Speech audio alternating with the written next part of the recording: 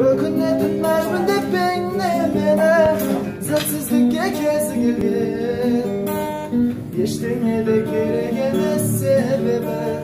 ештеңе жоқ әскерге өкінетін мәжбін деп бейне мені сәтсіздікке кесі келген ештеңе де керек емес себебі ештеңе жоқ әскерге іздеймін мен жалғыздықтан тұрсам ұмтыламын әрге кір басым изеп өте шығам жолсам жаным менің көрде тұр өкінетін мәжбін деп бейне мені сәтсіздікке кез келген ештеңе де керек емес себебі